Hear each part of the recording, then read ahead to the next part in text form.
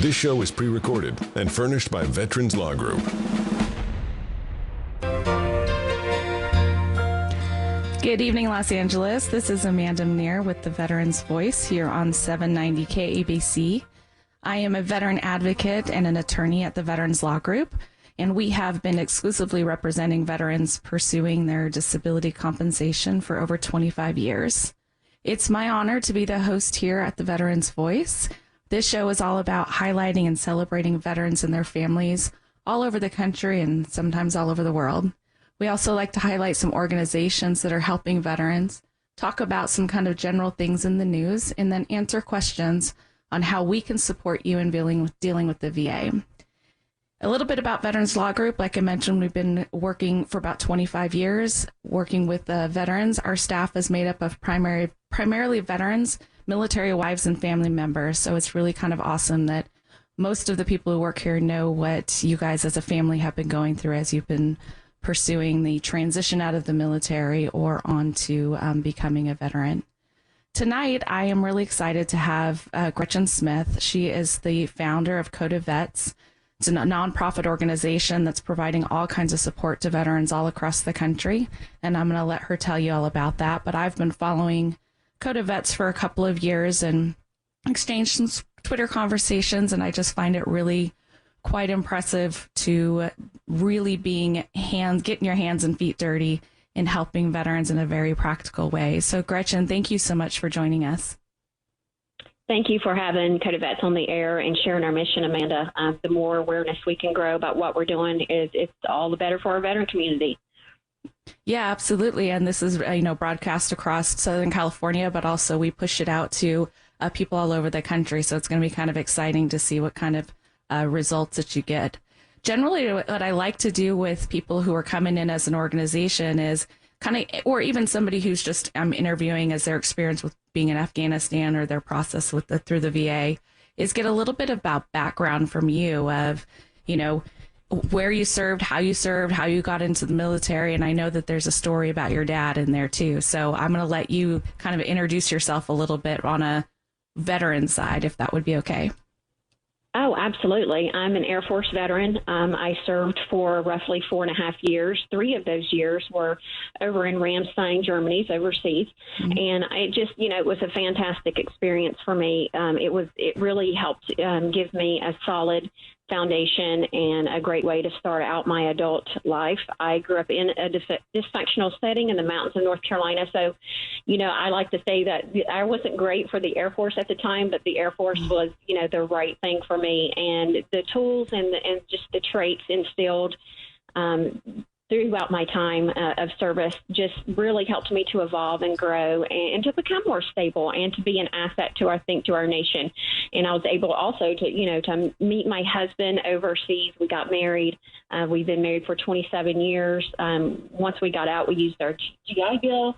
I ended up with 4 degrees each and just created, our version of the American dream. And we like to give credit to our time in the Air Force. It just really was a springboard for our adult life. And fast forward 27 years later, my dad was a combat vet and he served 2 tours of duty, Bronze Star recipient. I came back a very troubled spirit, and I always say that Dad's chaotic behavior on the outside was a direct reflection on how he was feeling on the inside. And we did end up losing Dad to his battle with PTSD, which is the inspiration of Code of Vets. He is the reason why I'm out there every day pushing for veterans' voices and just to make sure that our stories are told, our journeys are shared, and that we touch as many veterans' lives utilizing social media platforms as possible. And he's just, I can feel him with me every day. His spirit is with me. I know he's proud of what I've done thus far, and he's just been with me every step of the way. And I turned his tragedy into something powerful, into something beautiful. Yeah, that's really amazing. And we're talking with Gretchen Smith, who is the founder of Code of Vets, a U.S. Air Force veteran herself. Back to a little bit about your dad. He served in Vietnam. Is that right? Yeah, he was airborne infantry. So he served almost 4 years in the military. And I wasn't born when this happened, and the family. I've spoken extensively to my mom and, his extended family, his brothers and sisters. And he just was a different spirit when he came back. He just was totally different. And Dad recognized very quickly that he did need help. And he went to the Asheville VA in North Carolina and was sharing with the doctor that he was out of control. His behavior was very chaotic, and just he felt like he was either going to end up in prison or dead. And the doctor basically told him at that point that he had something that, they called shell shock, and to shove it way down deep, and to basically, suck it up and be a man. And it just was not the right advice. I know we've moved forward. We can maybe touch on this later, but I think we've made strides forward in that respect. But, when you share that with a soldier who follows orders, Dad took that to heart. And he never really did reach out to get the help that he needed again. And he carried those demons with him. And Dad tried so hard. But in the end, he just broke under the pressure and the weight of his experiences of his combat trauma, and we lost him. And, I get out there and I share that. And that's why I started Code of Vets. I started it as a Twitter page in 2017 to talk about my dad's journey and the struggles that he had. And it is sad. And, I miss Dad every day. But as a result of me sharing his journey and lack of care, we need to talk about consistency of care with the VA. We have saved lives. We have given veterans second chances at life. It's just amazing what has transpired with Code of Vets. Yeah, and I definitely want to dig into a lot more like hands-on practical stuff that you're doing in one of the upcoming segments. I just want to definitely give honor to your dad. It is something, and what is his full name? I'll let you say it. He was Sergeant Danny Smiley. And, his service mattered and his life mattered, Amanda. And definitely. I'm his voice now. I'm his legacy. Code of Vets is his legacy. And he earned that. He really struggled. Yeah, and he definitely isn't alone in that. And the story that you just told me about the doctor telling him basically you got shell shock and kind of suck it up gave me a little bit of the chills, because I work with Vietnam veterans every day that, 30, 40, 50 years later are now finally seeking help because they found out, one, that not only maybe there is help, but in addition that there's more options for help, and, going to, reunions and finding out that some of the people that you served with, they're getting help, and then it becomes a little bit more easier for you to get help. And that's more of what I'm seeing now, a little bit more and more. But one of the biggest things that they tell me as to why they didn't seek help back then is, one, they were either told to keep their mouth shut, don't tell people that you served in Vietnam because it was so controversial, or they just carried an immense amount of, shame and pain of what they were dealing with and didn't want to talk about it. So if you just put it in a box, then maybe it's going to get better. And even all those years later, it's not necessarily, or even as far as your dad is concerned, something that ultimately, affected his entire life. How long ago did you lose him? In 2005, shortly before Dad died, one of my last conversations with him, I sat down and I was crying, and I said, Dad, what are you doing? We need you. You've got grandkids that need you. And he looked at me with just big tears in his eyes, and he said, Gretchen, I'm tired. I'm done. They've won. And he was talking about his demons of war, and he said, I'm ready to go home.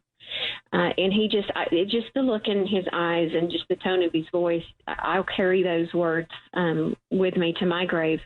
I'll never forget those moments I had with Dad, and just to see the brokenness, and he just felt so lost and just done. Not too much longer, we lost Dad, and I wanted to take action to do something positive and to turn it into something that would be beneficial to our veteran community. But I had to focus on my kids first because they were young, and I did. I raised my children, and they are grown, and that's why I started Code of Vets. I didn't really start it as a 501c3. I started it as a Twitter page to talk about his journey and to share it with other vets, to say it's okay. There are so many of you that have been on this path in the past that are currently on it.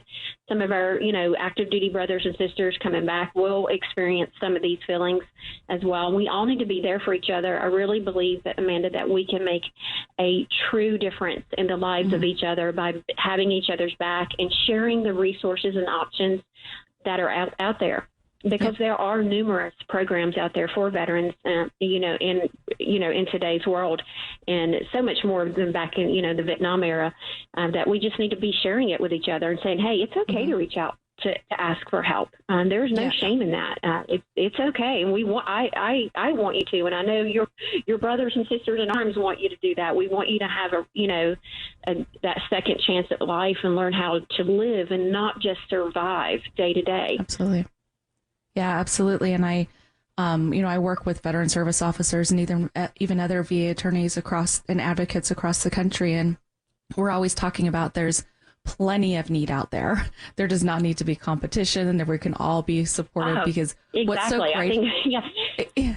What's so great about like the VSOs that I work with across the country, I focus primarily on county veteran service officers and building relationships because they know resources within their own community to help somebody in their own community, because there really is so much local help that's completely outside of the national help. Those of us can work nationally, but I don't necessarily know if I've got a homeless veteran who's in a bad spot, tomorrow, who to reach out to except the local county veteran service officers who knows the 5 homeless organizations right there that can help them immediately versus call the VA, wait for 12 days for them to get back to you. I'm sure you've heard some of those stories as well. Yes, it's a long, painful process. There truly, definitely. I don't feel like there's true crisis intervention, especially without risk for homeless and homeless veterans with the VA. It's just a slow-moving machine. It's the red tape. It's just We're about to come up to break. I want to revisit that when we come back. We'll be right back with Gretchen Smith of Code of Vets, KABC. Good evening, Los Angeles. This is Amanda Manier with the Veterans Voice. I am a veteran attorney and advocate for veterans all across the country. I work with the Veterans Law Group, who has helped veterans with their VA disability appeals for about 25 years.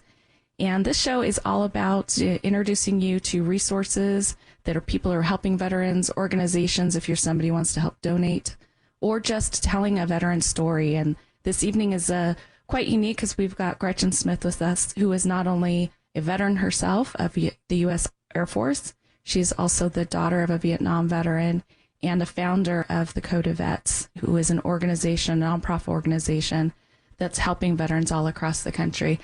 Gretchen, let's do a little bit of introduction about what Code of Vets does, just come from a very practical manner. And then I'd like to kind of go back to talking about the homeless problem. Okay, absolutely. So Code of Vets is incredibly unique. It's grassroots. It just evolved and took a life of its own. Again, we started out as a Twitter page, and for about a year, I was just, conversing with veterans, but I quickly recognized the growth potential, and veterans were really gravitating to the page, and it just exploded in growth. So my brilliant partner crossed my path. It was a God thing. Her name's Dr. Cindy Walter. She has her PhD in public health. We partnered up and we turned it into a 501c3, and it is completely 100% social media driven. There is no brick and mortar. We assist veterans across the nation in every state because of the way we operate on social media.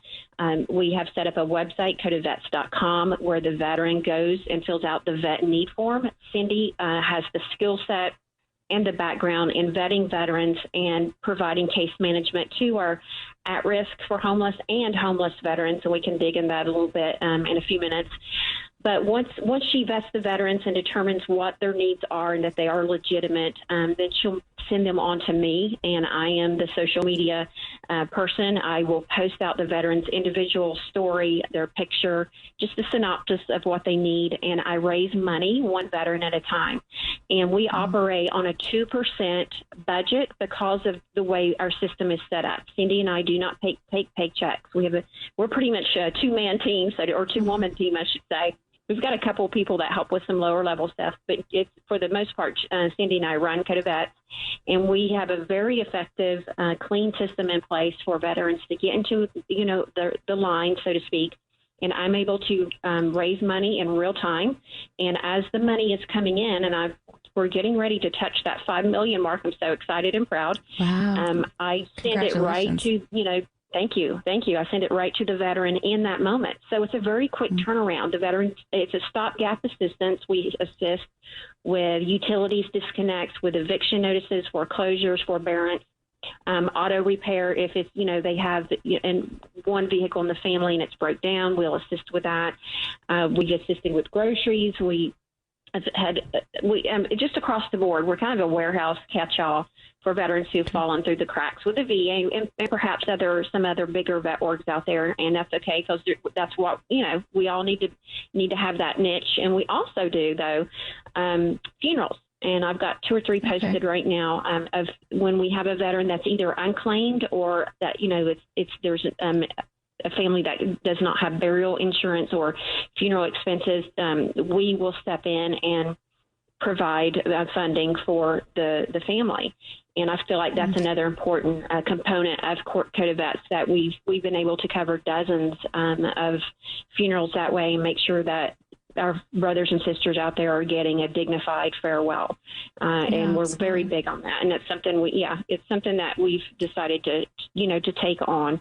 And we can, because it's social media. And again, when I put the stories out and I put the picture, we're able to raise these funds fairly quickly because of the transparency of what we do. I post the receipts, and you can go to codevets.com and find all of our financial reports and audit reports to see exactly where the money's going. So it's a God mission. It's a heart mission. It is truly for veterans of all eras.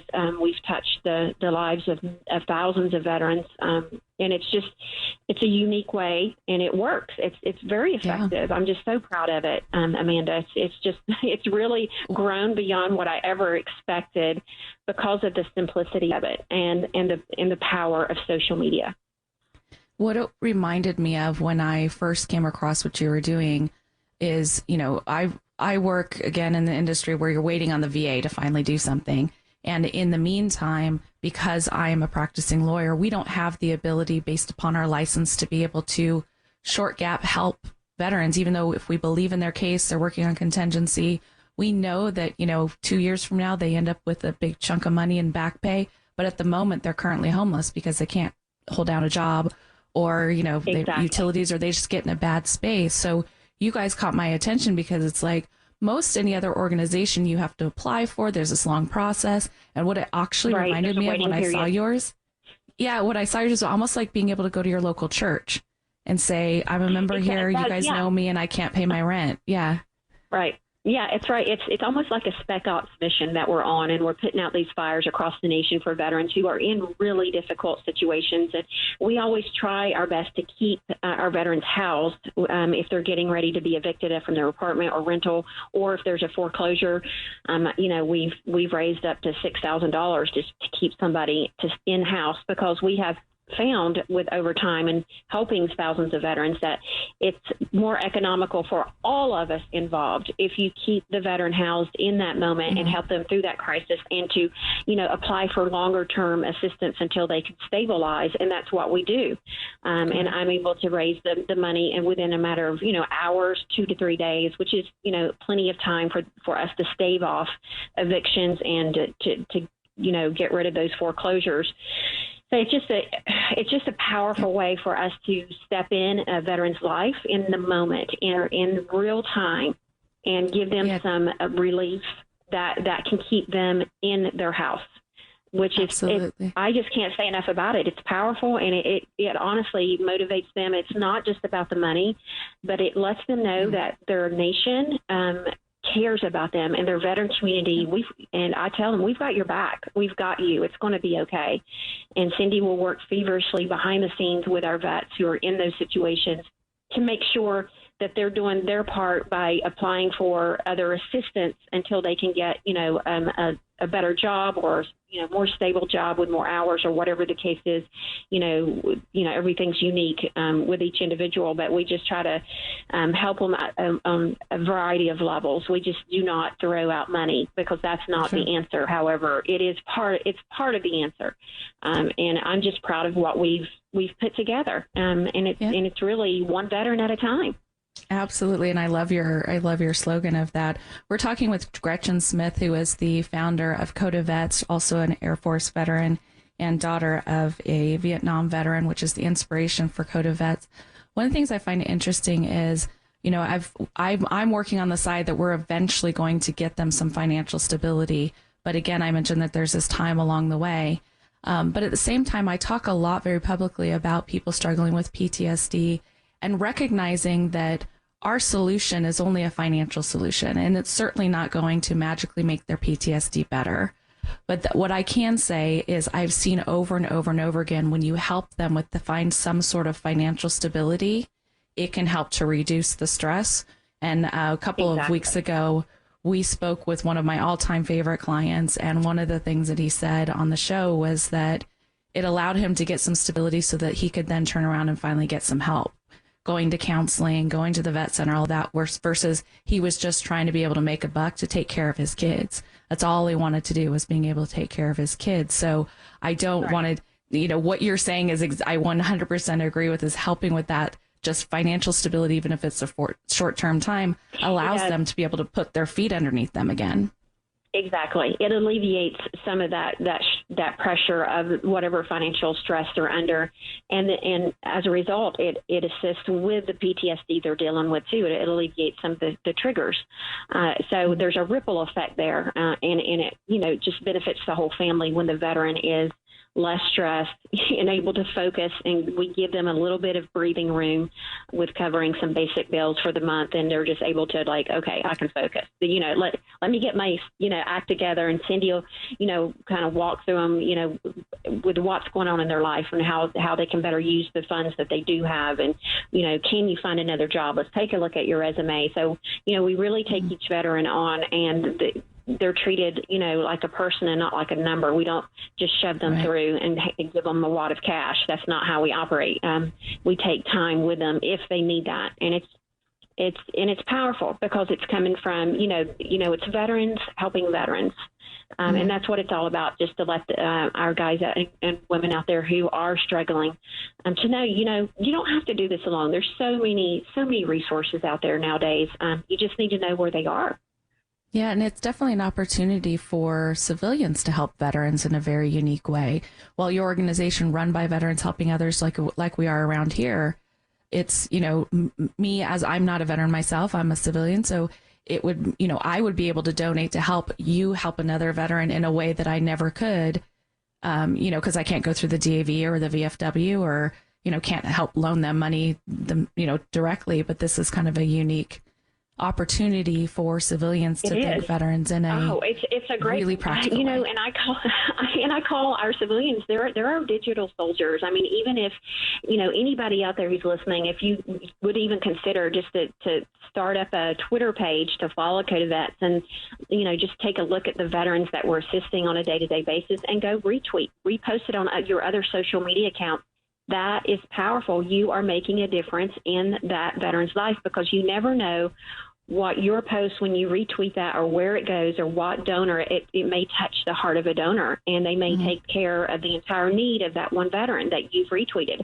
Sometimes I say one retweet can save a life, and it can.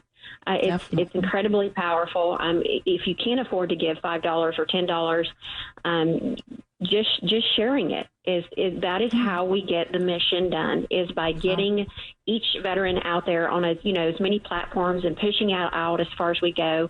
And I hate to interrupt you, Gretchen.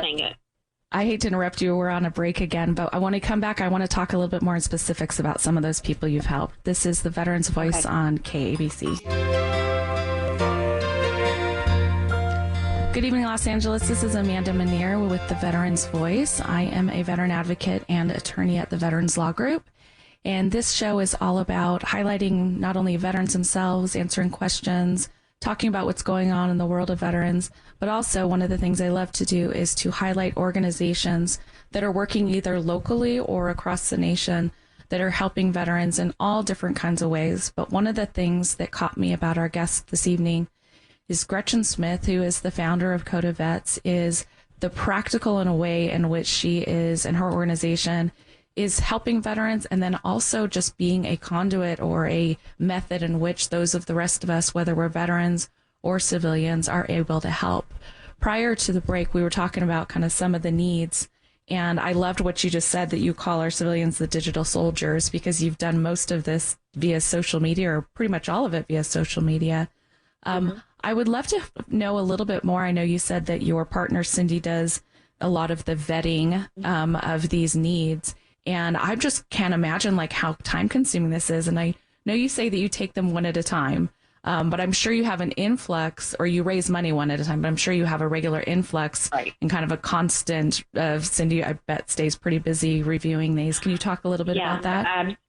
Absolutely. We've helped more than 3,500 veterans since we've been around. Financially, we've helped more in other ways, but financially, this year we've helped probably a little over 1,000 thus far. And I'll give you a couple examples. We had a family that ended up homeless down in Florida. There was Service Connect veteran. And his wife was a teacher. She had ended up losing her job, and he had a bit of a stable income through his Service Connect. However, her paycheck helped pay the bills. And once she lost that job, they hit hard times, and they ended up becoming homeless. And the wife and two young children ended up in a homeless shelter, and the veteran was not accepted into that facility, and he actually slept out in his car. Not too far away, and he would find different areas to sleep. But this went on for many, many months, almost a year, and they crossed their path. Cindy sat on the phone with this veteran for a very long period of time because it's very complex once they're in a homeless shelter, and was able to provide some long-term guidance for stability, but help them to realize that they could not afford to live in the state of Florida any longer. And so we assisted them with a move to Montgomery, Alabama, and they had done a little bit of research and had found a place that they could afford based on his income. And we paid for the move, and we also paid for security deposit, first month's rent, utilities, fees, just to give them a little bit of breathing room while they got reestablished. But we reconnected that family, and they actually are in the rental home now. Nice. And we just finished, I think it was yesterday or this morning, their Amazon wish list. They needed beds. Nice. They needed they lost a lot of their household goods, when they had gone homeless. It was for so many months. It was about a year. And so we helped replenish that. So, and, That's the awesome. boxes are just now flowing into that one family. And I guarantee you they will remember this for the rest of their life, that their nation and their veteran community stepped up in their time of need. And we were there on multiple levels. And they're going to be okay, Amanda. That's awesome. I love the Amazon wish list idea. It reminds me of in the years. Oh gosh, we do that all the time. Yeah. I always think about like around Christmas time, and you're in church, and you get those little brochures of like, oh, you can gift a sheep to a village, somebody in Africa, It seems so like these are like hands-on. This family needs a set of dishes because they just finally moved into a home and they've been homeless. That's amazing. Oh, and donors love that because it's a change from money.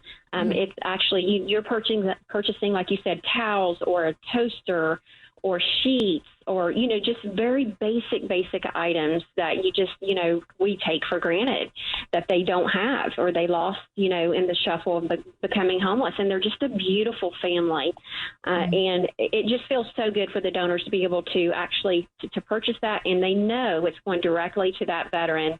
And a lot of the times we'll post pictures once they start getting the items rolling in. We'll post some pictures, say, hey, do you recognize anything you bought? And it's a great time of celebration because it's a beautiful thing that we've impacted that veteran and their family in a real way. And it gives them encouragement and hope and motivation to keep moving forward. Yeah, and your donors get to see firsthand exactly where their money or their gift went. I want to touch a little bit because we talked about it, I think, in the first or second segment about homelessness. So one of the stories in my background of how I got into working in this area of law, I was a business attorney for many years, but I live in Southern California, and there's a lot of bases here and a lot of veterans here. And I had a good friend of mine who was getting out of the military, had spent about 18 months over in Iraq, and was struggling to keep a roof over his head, to keep a job. He tried to go to school, a lot of that. But prior to that, like I saw him within the week that he came back and was first week out of the military, and we were driving, and he saw a, veteran, a man holding a cardboard sign that said, veteran, homeless, can you help? And he made the comment to me, I don't understand why there could be homeless veterans. Like there's so many programs, there's so many things to be able to get help from. And I didn't know any better at the time either. I was like, yeah, that's interesting. Of course, 3 months later, he was practically homeless. So And that was part of waiting on the bureaucracy of the VA. And I know that the bureaucracy doesn't just happen with the VA. A lot of these large organizations that are helping, even local organizations here, there's a whole application process. You have to find the right people, all of that. And I just wondered if you had kind of the same kind of perspective, or, you know, I know you deal with a lot of homeless veterans. Yeah, we actually, I believe, I want to say we assisted last year roughly 52 to 54 truly homeless veterans, which, and again, we're a 2-woman team, so I find that significant for us, and I think it, you know, has made an impact. So, you know, what we do is that Cindy will connect either with the homeless shelter if they're in a homeless shelter, or whatever case manager that they're working with, because generally most of them do have a case manager they're working with. And then she will, you know, find out, dig into the local resources, because our case managers sometimes just overloaded, and our veterans are in a line, you know. And so Cindy becomes their advocate and starts making phone calls with the veterans and saying, hey, what can we do to get this voucher up and running? You know, where can I, she starts looking around for what kind of an apartment will this get this veteran, and how quickly can we move him off the streets or out of the hotel room or out of the facility, wherever they happen to be. And so she just digs into each of those I think we actually have 27 homeless vet cases that are pending right now in just a variety of different stages. But we utilize, like you said, local resources. That's huge for us because we can't do everything ourselves. There's no way. Right. And then Cindy partners with them, you know, and explains who we are, what we're capable of. And once we get them to a place where they get the voucher and they're ready for an apartment, and Cynthia does assist them with finding them, then I will take over, and that's where I will raise the funding for the apartment, because even though the voucher is going to cover that apartment, it doesn't cover a security deposit and first month's rent and utility fees. It doesn't cover that. So the veteran has to come up with that. And a lot of them don't have the funds for that, or I should say pretty much all homeless veterans, you know, are not walking around with that kind of money or funding. So, you know, that's where we come into play. And of course, the Amazon wish list is another huge component of the homeless cases for us, because we will fill the apartment with everything you can imagine. I mean, we'll down to the smallest detail, because we want them to have that true second shot at making a fresh start at life. And I think our veterans deserve a bed to sleep in, Amanda. They deserve a couch to sit on. They deserve plates to eat on. And so we make sure we provide, you know, all of those basic necessities while they're getting that start, because it is overwhelming for them and to try to buy all of those things at once, and they just can't. So they do without. A lot of them will move into an empty apartment, and I'm like, not on our watch. You know, we take what we do very seriously, and we're thorough. You know, and I wish we could do it on a grander scale where we could take care of all the vets, but we just touch as many as we can, and we have helped thousands. So I'm very proud of what we've done. And we just, you know, use the resources and the funding that we do have and make sure it gets directly to the vet. But we also, like you, partner with local resources to make sure that, you know, the veterans are hooked into their community and are aware of what is available to them in that particular town. Yeah, I think one of the most amazing things, I'm looking at your website right now, which for everybody is codavets.com. Looking at the projects that you've done, and you have the feed that's from, looks like Twitter and Facebook. And I think that's one of the things that's so inspiring is the pictures of people you help, even some of the, you know, old Army pictures and their families and their children. And I'm sure that you just utilize whatever they give you as far as, okay, we've got your mission. They send us stuff to inspire people, and then you run with it. Exactly. I briefly want to touch on, you know, PTSD, because, you know, I know it's personal for both of us. Is we've partnered with Camp Hope out in Houston, Texas. So we have paid for, I believe, roughly 24 plane tickets for combat veterans who are in distress. We've paid for their ticket to get to the help that they need. It's a very intensive long-term residential facility. And not only have we covered quite a few plane tickets, but we also do, on occasion, we'll do a huge Amazon wish list for the facility. And because they need, you know, they sometimes they'll show up with just the clothes on their back.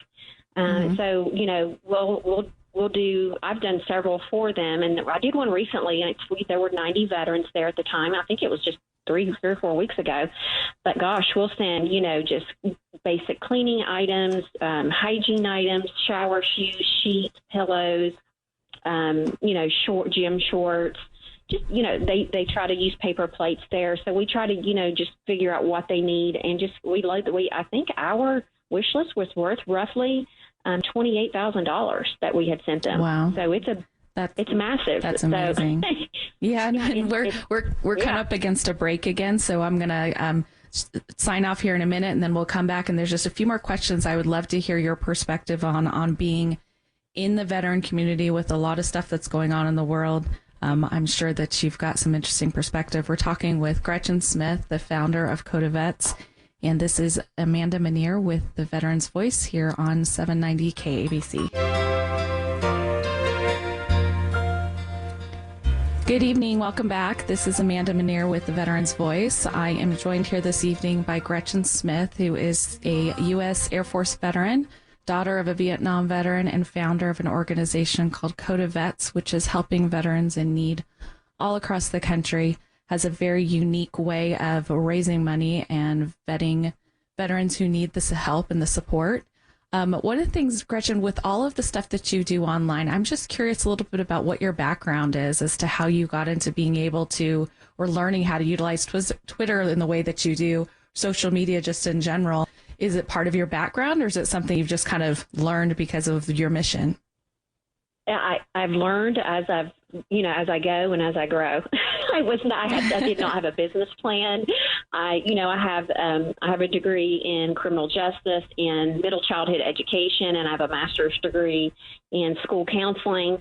So, and Cindy has her PhD in public health, but neither one of us are IT or technology savvy. So that was kind of challenging because, I wasn't a guru as far as social media marketing, or I just spoke from the heart. I started doing live streams and videos, and talking about Dad's journey, and it just really resonated with the veterans and took off immediately. I knew immediately I had something powerful, and it's just grown from day one. To fast forward to here we are today, we've helped, thousands of veterans, and we've raised, getting ready to hit $5 million.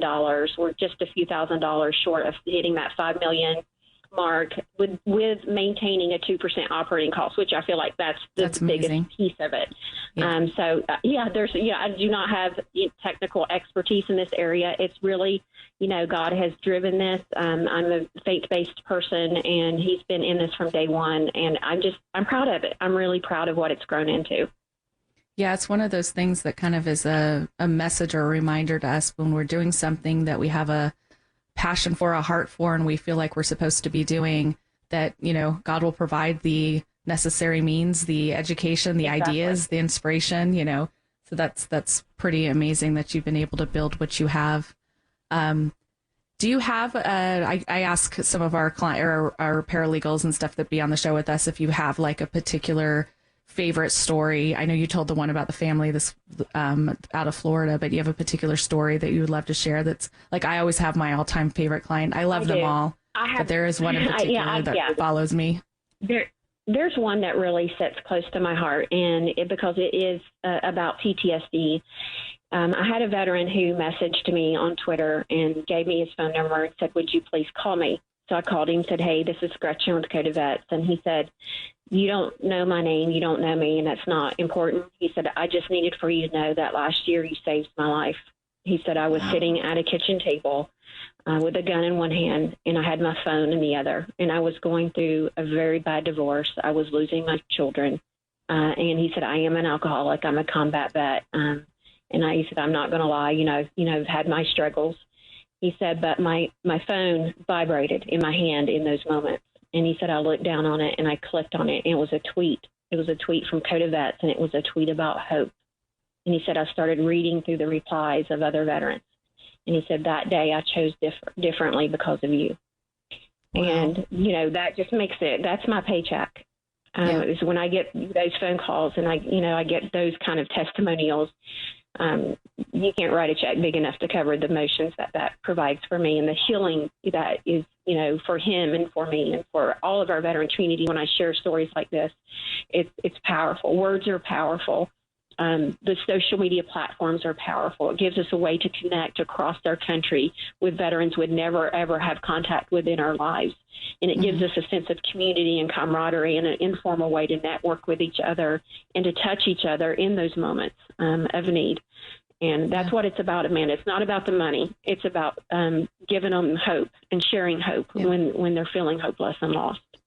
Well, and especially given the story that you have from your dad, and I can definitely hear the emotion in your voice and how much it means to you. And I've definitely been there in a different, very different way of getting to know veterans and deep into their, I have to learn all about what happened to them in Iraq and Afghanistan and be able to convince the VA that's what happened. And in some cases, the VA will acknowledge it because they were in combat, but the ones that get me a lot are the ones that, the military sexual trauma cases, the non-combat related PTSD, where you're trying to convince the VA that this happened, that, they were in fear of their life or watch somebody else or all of those. And, as you go up the appeals process, you get to a point at which it's like, I've always said I love to practice at the Board of Veteran Appeals, and if you're familiar with that, it's several levels up. The hardest part about it, you're working with attorneys, you're working with judges who are actually really reviewing cases and have a background to be able to do that versus somebody at the VA. But the hardest part is that that the veteran has already been told at least twice that we don't believe you. We don't believe this happened to you. Yeah. And that is what, that gets horrific. Me every single time. Yes, absolutely. And then there's also the ones that, I represented a veteran who was a double Purple Heart Vietnam veteran, and they were only giving him 50%. And it was because he was just quiet about it, but yet he hadn't been able to really provide for his family since he got back from Vietnam. And you're looking at that case going, really, this should be a no-brainer, that this, we should be able to give him whatever he needs. Before I get too much time taken away from me, I do want to make sure that people know where and how to find you. So one, just a question of how do veterans who are in need find you? Are people referring them to you? Are they stumbling across you? What's your experience with that? Oh, gosh. Well, our reputation, our name has grown to the point now where I think when I spoke with Cindy last, I think we had 176 veterans in line waiting their turn. So we always have, a waiting list that we're pushing through. We'll never get to the end of the line because veterans are signing up every day. But just social media, veterans sharing with each other, family members, or either fallen Code of Vets or battle buddies. They'll know the buddy who's financially struggling, say, hey, why don't you, go fill out a form on codeofvets.com and see how they can assist. So it's word of mouth, social media, and other organizations are starting to refer to us too as well. So there's just a variety of ways. But please go, if you're a vet need, fill out a vet need form. We will, get you in line and we'll see how we can assist, just to give you some breathing room. And it's such an honor to do it. Cindy and I work 7 days a week. We try to push through as many veterans as we can and touch as many lives because it's a passion for her for personal reasons. And, my passion is Dad. Dad's my driving force. And of course, I'm a veteran as well. So yeah, get out there, social media, find us, support us, push out those missions for the veterans. If, you're not a vet need and you're in a good place, donate $5 because that only 2% will go to overhead. The rest of it's going to get directly to a vet who needs it in that moment. So that's what I love about it is just we're acting in real time. So if you're a veteran that's looking for a place in need, the place to start, I'm looking on your website. There's a codeofvets.com, top right-hand corner. It says vet in need. Is that the best place and the first place for them to go? Yes, that's your starting point is to get into the system. And from that point forward, you'll receive an email with instructions of, what comes next. And we try to move as quickly as we can. So get your name in there. It's a simple form. It's not complicated at all. And then Cindy will vet, and we do require some documentation for service, and she vets that, and then we vet the need, and then it comes to me, and I work my magic, and the donors do too. So it's it is a beautiful thing for veterans. That's part of the thing that's really inspiring. And as I'm going through. Like I mentioned earlier, you have a great feed on your website for your Twitter and Facebook, but also if people are just on those platforms, they will see it. But one of the things I love is that there's not an overwhelming, I guess, dollar amount need to help a veteran. Sometimes it's $1,200. Sometimes it's $4,000. Sometimes it's $500. It seems to be kind of all across the board, depending upon what the need is. So yes, that $5 that you may have to donate really makes a difference. Oh my gosh, that's how we operate. It's grassroots, $5, $10, $15, $20. That's what we survive on. And when you have thousands of people across the nation sending $5 or $10 in, we can do so much with that, and we can impact a veteran's life. We can, help them keep their lights and water on so that they can bathe their kids and flip a light switch on at night so their kids won't be scared. Just basic things. That's what we're dealing with, basic needs. And our veterans, we shouldn't even be dealing with that at this point in our nation, but we are. But we're, and there's many orgs out there that, to help, but we are in the moment, and I think that's what makes us special and unique. And I'm a good steward of the money. You send it to us and we get it to the veterans. So that's awesome. And that's what it's all about. That's such a big thing. And I've used this example to a lot of people when it talks about, we can give more to taxes to help people in need and widows and orphans, and that should be part of our mission.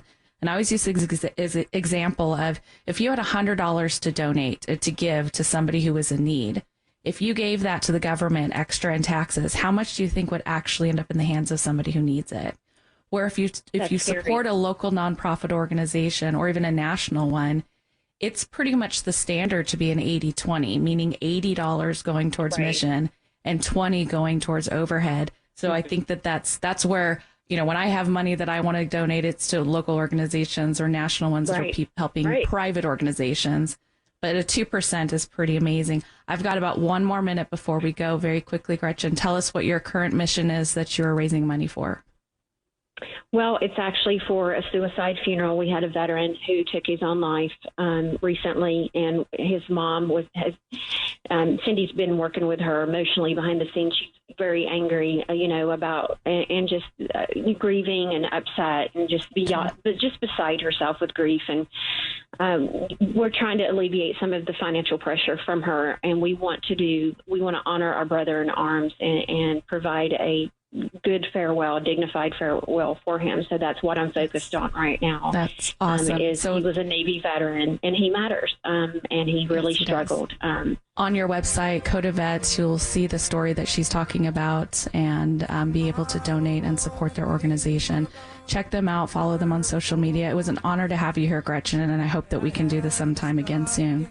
This is Amanda Manier with the Veteran Advocates on 790 KABC.